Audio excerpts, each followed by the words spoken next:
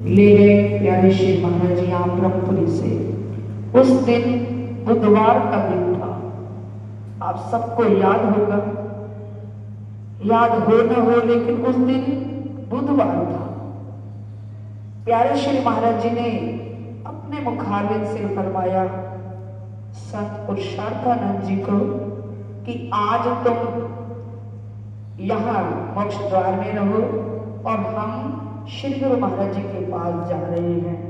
क्योंकि वैसे तो वक्त मिलता नहीं, क्योंकि उनकी ड्यूटियां थी सत्संग के अंदर आना जाना और संगतों की राह को देखना, शिक्षाओं को देना।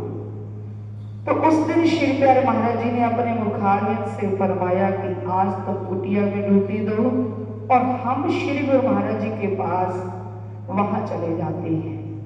यहाँ आए, यहाँ सुंदर फूल जो गुरु महाराज जी ने अपने हाथों से लगाए थे, उन दो फूलों को लेकर महाराज जी यहाँ से सीधा हॉस्पिटल के अंदर पहुंचे।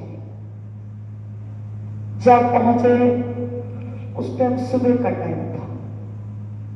तो उसी दिन मेरठ से जगदीश चंद गेरा जी, झाई जी, बाबू जी दोनों यहाँ आए।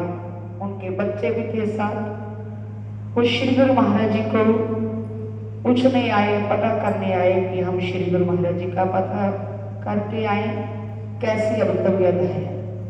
तो वो यहाँ से वहां पहुंचे।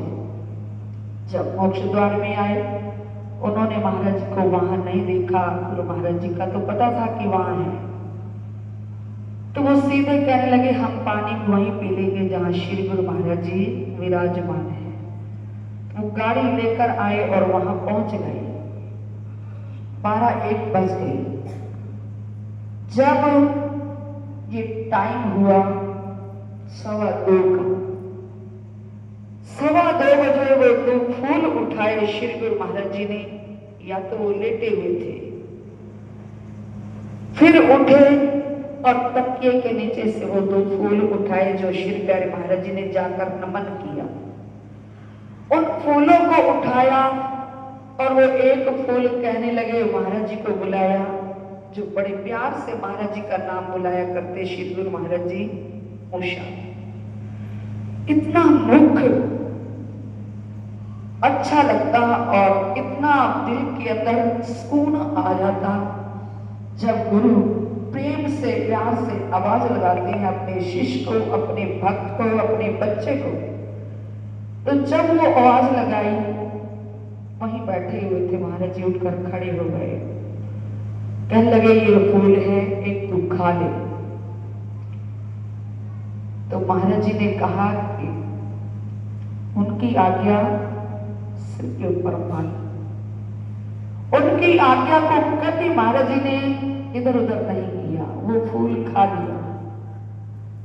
और दूसरा फूल गुरु महाराज जी ने कहा कि ये अपने पास रख ले, इस फूल को अपने पास रख ले और इस फूल से पूरे बगीचे को हमेशा खिलाते रहना, खिलाते रहना, खिलाते रहना। बोलो श्री गुरु महाराज की। बोलो परम पूजनीय श्री संत से यहाँ सारे फूल बैठे हुए हैं, उनकी बगीची के, उनकी बगिया के, उनके इस सांसों की तार के एक एक महिमा, एक एक वचनों का इस मुख से कैसे बयां करें।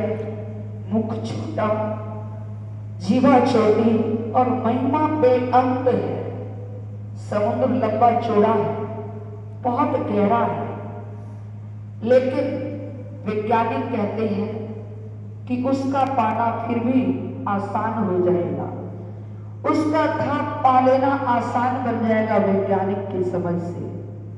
लेकिन गुरु की महिमा का, गुरु की रहमत का, गुरु की लीलाओं का अंत कोई नहीं पा सकता, वो कोई भी नहीं पा सकता। गुरु की महिमा अनंत है। हरि अनंत, हरि कथा अनंत। बिन हरि कृपा मिले नहीं संता।